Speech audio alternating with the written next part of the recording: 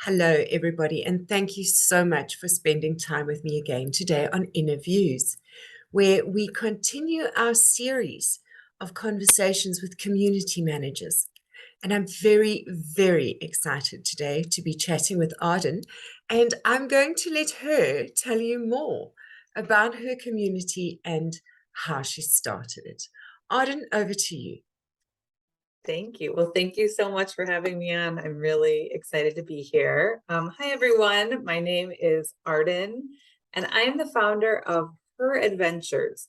We are an inclusive travel community with the mission of making travel inclusive, sustainable, and empowering. So we want to help women overcome barriers that keep them from traveling.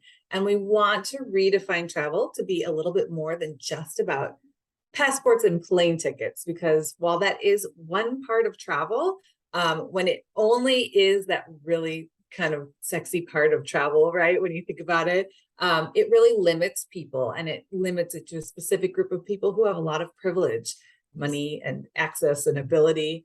And so we wanted to, this community is kind of a place for us to come together and to help us overcome barriers and find new ways to explore the world. The idea came from my own personal experience. Growing up, my family didn't have a lot of money. So, travel always had to be had creatively. I traveled because I knew people, I was able to connect with them, or just finding ways in our area or reading books, all that stuff. And then when I did actually want to go on that big trip as an adult by myself, I was really on my own. I didn't know how to do any of it because I hadn't traveled in that way before. And I tried to find information or support about how to travel, and there just wasn't a lot out there. And so I kind of had to scrape together this information, scrape together the money, and I did get to go on kind of a bigger trip. And I found it to be, I thought it was going to just be fun. And it really ended up being transformational. Traveling on your own for the first time, it helped me see how strong I was, right? And it really showed me how connected we are as people, and how we have more in common than we don't. And when I came back, I thought, I want more people to have this experience. And as I started doing more research, I realized that, there were a lot of people like me who weren't able to travel because of money, but also for so many other reasons, not just money. Although we did a survey and we found that about 52% of women say that money keeps them from traveling, but lots of different reasons. Safety is a huge one. 77% of women say that they are afraid to travel, or they fear for their safety and it prevents them from traveling. 36% of countries are unsafe for LGBTQ individuals, so there's lots of barriers that are stopping people from traveling. And as someone who had to be creative when it came to traveling, I thought, well, what if we all worked together to be creative and help people kind of find ways to explore the world? And so that's how heradventures was born. And it's a 10-year-old community, if you can believe it. I can't. Yeah, and it's really turned into a movement. It's turned into more than just taking pictures for the gram. It's turned into, how can we work together to travel, and then think about where we're traveling and the impact that we have on those places that we travel. How can we become better people from our travels and leave places better than we found them? It's really about that kind of responsible travel from start until finish. Okay.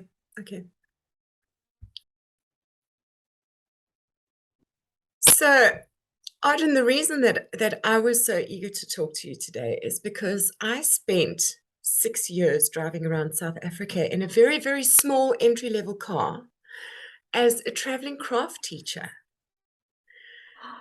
And and if you knew how many people said to me, "Are you afraid? How do you do this?" And what a lot of people didn't know at the time is that I was traveling for the same amount of money that it cost me to stay at home. Yes.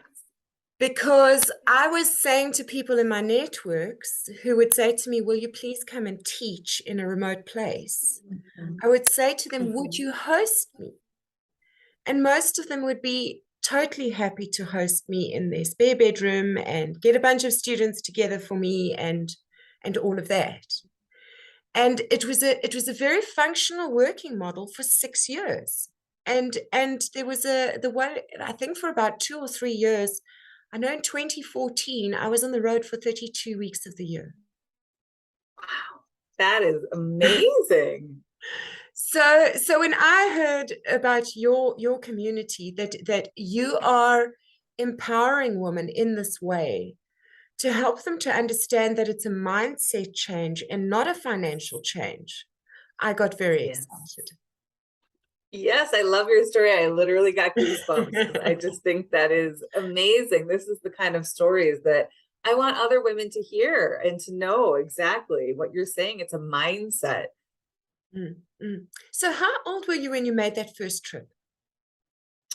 Oh, that's a great question. I believe I was 21, so I was fresh out of college, and my friend was studying abroad. She was a year younger than me, and she was studying abroad in the UK. And so I thought that would kind of be a good. She was like, "Come visit me, and then we'll explore together." And so yeah, we went on this kind of European caper, as I like to think about it. So we did England, Ireland, Italy, Greece. We just kind of bopped around. It was Okay. so much fun. And when you left home, would you say that you had enough street smarts to be safe out there? Did you have any close calls, or did you learn along the way? That is such a great question. I think so. I grew up in a big city, so I think I came to the table with some street smarts. But I definitely look back and kind of go like, oh my goodness. There are things that you just kind of learn along the way, and that is one of the things that we try to do in Her Adventures is provide safety information. We are in the process of putting out a safety course, a really robust safety course for travel for women. Just because, it's in the safety course, we open it up. It says, it's like the introduction, and it just says, this sucks. And it's true. Like, we want to say, don't worry about your safety. You're totally fine. But like, there is an element that you need to be careful. You do need street smarts. You have to be aware of your surroundings. And that sucks, but I also think one of the things we talk about a lot is the media loves clickbait. And so when someone unfortunately somewhere does get injured or lost or whatever happens, they love to really like play it up. And so I think it creates a lot more fear. And so we like to talk about statistics. Let's actually look at the statistics of your safety at home. Women are usually in more danger at home with someone they know than they are out of their house, and that's a horrible statistic. But I think, again, it's about that mindset of really going, let's look at the facts before we give into fear. Absolutely. I love that. Facts over fear. Yes. Can you pause real quick? So, Arden, can you maybe share with us some tips for first-time lady travelers? Yes, absolutely. There's so many. So like I said, we're putting out this course that has 80 pages of tips for travelers, because there is kind of so much. And I think some of the things that are really simple that you can do. First of all, we talk about it's hard, we're part of social media. We're on Her Adventures, but actually keeping your location not public. Don't say, hey everybody, I'm going to be in Tokyo on the 21st and until here, and then I'm going here. That's just for your own safety, for your home. People could be watching and going, great, I will stop by while you're gone. And just your digital safety in general. On the flip side, though, you do want to have some trusted contacts that know exactly where you're going to be and when, and have copies of your documents in case anything should happen, even if you just lose them. it's really good that they know, can check in on you. Did you make it here? X, Y, and Z. Oh, we have these documents for you. So that's kind of some pre-departure safety. I think one of the biggest things that women can do, and we are taught almost not to do this, is to really be confident when you travel. So we talk a lot about, if you're feeling like you don't know where you're supposed to go, don't have your phone out and be trying to kind of see where you're going. Stop in a cafe, stop in a pharmacy, wherever you need to go, but don't look like you don't know where you're going. I'm actually also, and then, be able to remain aware of your surroundings. So we say no earbuds in your ears. There is one kind of headphone that I actually do recommend to female travelers, and I'm wearing it right now. I'm not subsidized by them at all. This is very rare. So this is called a jawbone conducting headphone. And I don't know if you can see, it's actually not in my ear. So my ear is open, and it's actually conducting the sound through my jawbone, which is a strange, it feels like when you first put it on, you're like, this is weird. It's not, if you're a big audiophile and you want to sit and listen to beautiful music, this isn't it. But if you're going for a long walk, you're listening to a guided tour, you want to talk to somebody, whatever it is, this will allow you to hear your surroundings, to be aware if somebody's behind you, or, if there's cars coming, but at the same time, you can still hear. So I highly recommend looking into the jawbone conducting headphones.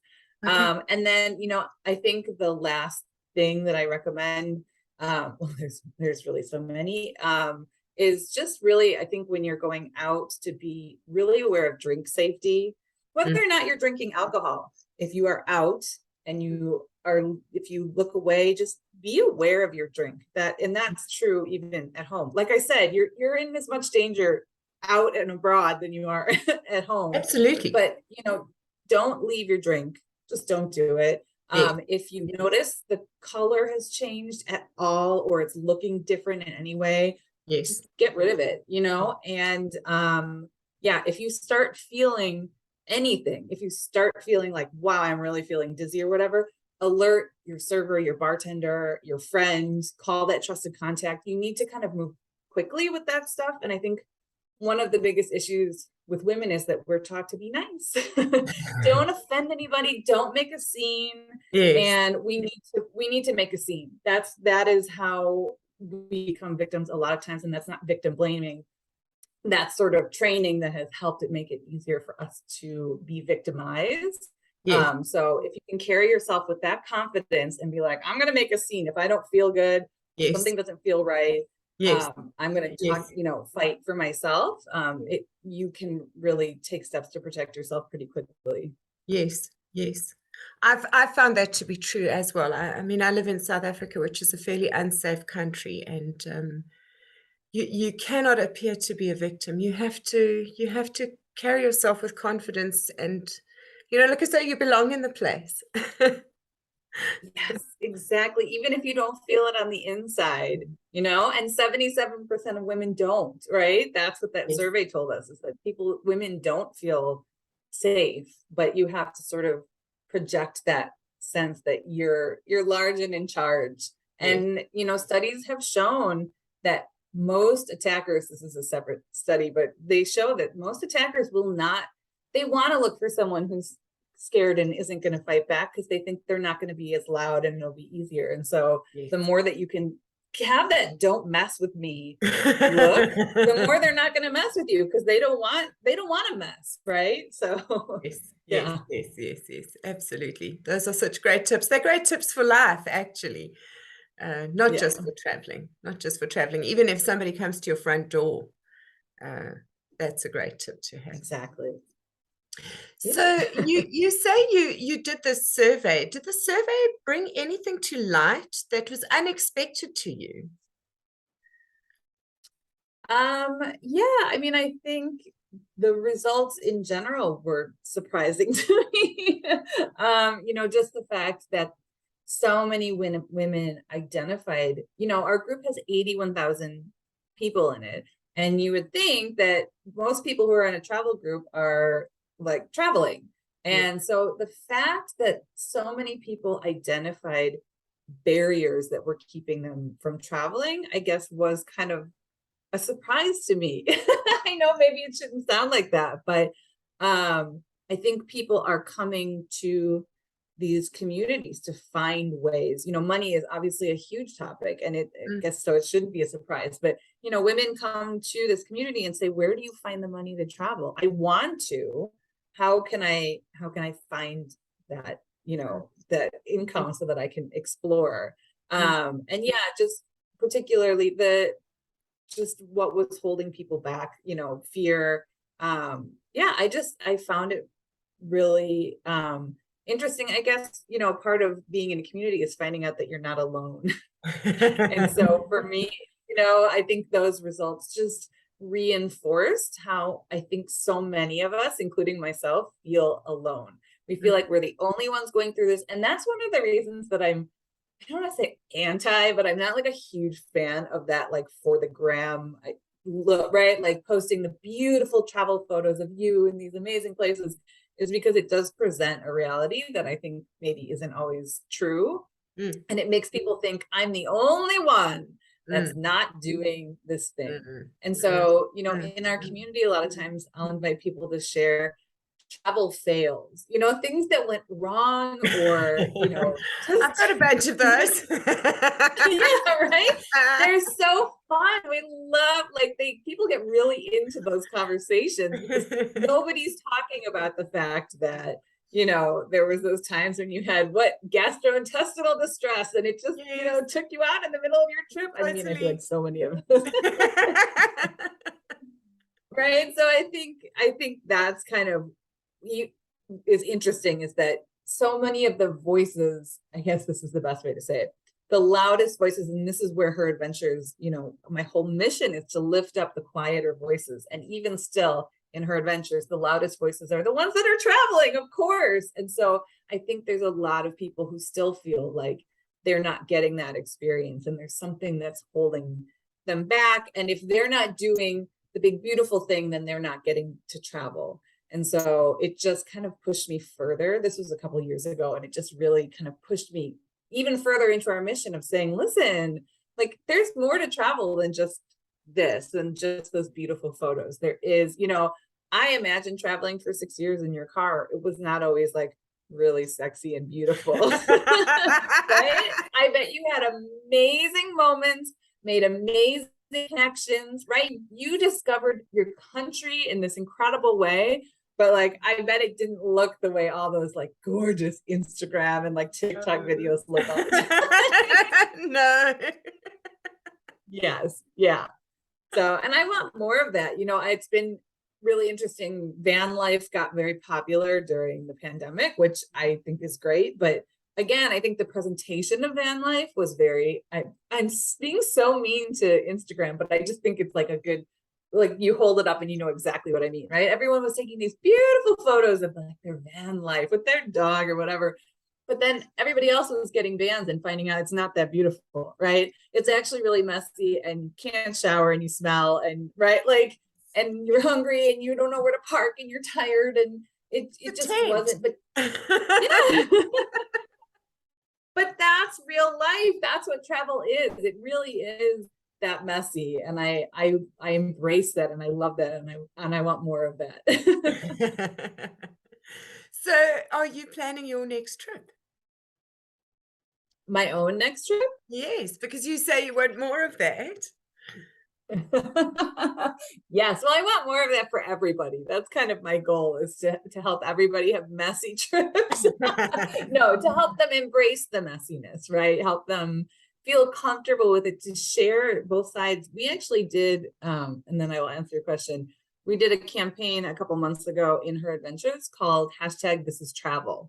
And we invited people every day to share one story of a real side of travel. It could be something beautiful, or it could be, something messy, but it was showing all sides of it. And, there was somebody posted a story about losing their luggage, and it got, I don't remember, it was like 1,000 comments or something. It was this enormous response because everybody could connect with losing your luggage. And who posts about that, right? Who wants to show off their horrible, exhausted face with the no luggage and your, and so I want to see more of, this is travel kind of in our community. I don't have any trips, so I had to really embrace my own redefinition of travel. During the pandemic, I have a child who is high risk for COVID. And so we were on total lockdown until recently. He's vaccinated and I'm totally thrilled about that. So we are re-entering the world. So I have been traveling in different ways. I've been going on virtual tours. Hey Go, if you've visited, if you know about them, they are amazing. So it's virtual tour that you can log in at any time. It's free. And there are tour guides all over the world doing virtual tours. I mean, you could be in the middle of, just really incredible places. And then if you like the tour, you can tip them. So that's kind of how they make their money. But yeah, so definitely virtual tours, and Her Adventures has a book club where we read books that take place all over the world. So our book club, we have done a lot of exchanges. So the idea of kind of bringing travel to your door from gifts from other members from around the world. So lots of different, we had fun during the pandemic, within the scope of how much fun you can have during a total nightmare. But I think as a community, we came together and we had some really good times. And so I'm definitely ready to do more than just the at-home travel. But we literally like 3 weeks ago just started. He got fully vaccinated and we were like, okay, I guess we can like go to the doctor. So that's my big trip right now, is going to the doctor. That's so cool. That's so cool. So Arden, you mentioned to me that your group has more than 80,000 members. How do you manage a community of that size? Do you have a team? You must have a team. And how did you build your team? Yes. How did you find the right people? Because that must have been quite a thing to do. Yes. I'm laughing just because you're like, how do you? I'm like, I don't know how I do it. No, I do it because of my wonderful team. Wonderful. So we have 31 volunteers from around the globe that are part of the Her Adventures team. A chunk of them do moderate the Facebook group. That's kind of where this all began. But we also have people who manage our Instagram. We've got a podcast. We have podcast hosts. We have several subgroups. So like I mentioned, we have a book club. We have a career kind of connections group, because again, money comes up a lot. People want to know how to make money. So we kind of created a separate space for that. We have an incredibly robust website with over 500 articles. Particularly the website, I think, the community is great and you get like, live information, right? Real-time information, but a lot of times it gets lost, right? Someone asks a question, you get great information and then it's just gone. And so we've been trying to kind of collect that and save it in a place where people can continue to access that easily. So so I have this incredible, amazing, wonderful, passionate group of volunteers that I love. I consider them family. And they, I would say most of them, I invited, I should say, because I noticed how they engaged in the community. I noticed that they were kind of, and it's not about, Facebook, I think a lot of times looks at, and it makes perfect sense because it's just a machine, right? They look at quantity over quality, and they'll be like, here are your most engaged members. And I'm like, well, yeah, most engaged doesn't mean that they understand the mission, that they're being supportive. We have something, when you come into the group, you have to agree to be open to learning, and we have something we call educate, don't hate. And the idea is that when it comes to traveling, the more you travel, the more you learn that you don't know anything at all, right? That the world is big and your little piece of it is just your own little piece, and you're going to put your foot in your mouth, and this doesn't apply to like hate and bigotry. That's its own, Yes. But for the rest of it, you can make a mistake, and our members need to educate you and go, oh, did you know, or think about this, or, Yeah. maybe say it a different way. And can you be open to learning and kind of changing your perspective or your language or whatever it is? So I looked for people like that, right? People who were interested in educating and being educated. And I would invite them in. And, one of the things that's really important to me is volunteer, and it's not a job. It's it's something that you do because you love. And so I start by asking, what do you love? What inspires you? What excites you? If you want to help and, help Her Adventures grow, what are these areas that you might want to contribute to? So I think that's a big piece of it. Is I've never said, like, you must do this and this is expected of you 100%. I'll say, if you say you're going to do something, please do it. And if you can't, no. But other than that, I want this to be joyful. I want this to be fun and happy for you. And Yes. I think I don't always know, but I think that's been a big part of why the team has grown to the size that it has and why it's been so successful. That's so inspiring. So, Arden, I see we are running out of time. And I do feel that we have a whole other conversation between us. So there's likely going to be a follow-up. Uh, do you have any parting words for anybody watching? And for those of you who are watching after this video, I will be putting all of the information for the video in the comments below in the description on YouTube. So if you are looking for any of the links, you will find them there. So any parting words, Arden, for people who are watching and thinking about starting a community of their own? Yes. I encourage you to do it. I think that everyone comes to the table with a unique story, perspective, skill set. And so even if there is a community similar to yours, that shouldn't discourage you from creating your own community.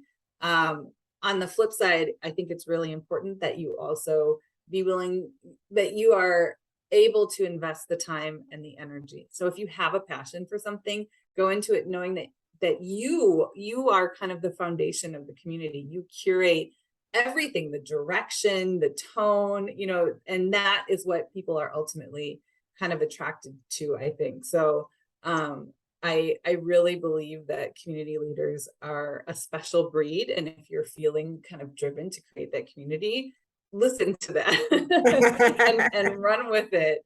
And the other thing is, build your team. Find those people who get what it is you want to do, who inspire you, who can teach you, and who you're excited to talk to every day.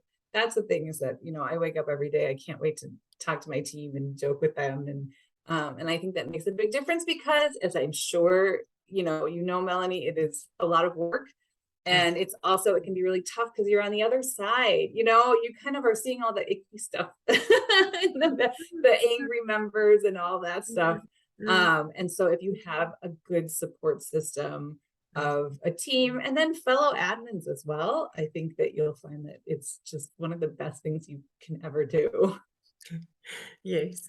So I often say to my admin team that the reason it feels tough is because we are actually filtering out the worst behavior that comes Exactly. through Yeah. our doors. And of course that feels a bit icky sometimes. So Yes. No, it's a service. It really is like a gift that you're doing. I'm in other groups and I'm so grateful to the admin team because they're able to allow me to have a good experience in that community because they're kind of being the gatekeepers and just they're being filters. I love that. Yes. Arden, thank you so much for your time today. That was a really awesome conversation. I appreciate it very much, and I look forward to chatting with you again. To everyone watching, thank you so much for your time again today. Have a great evening.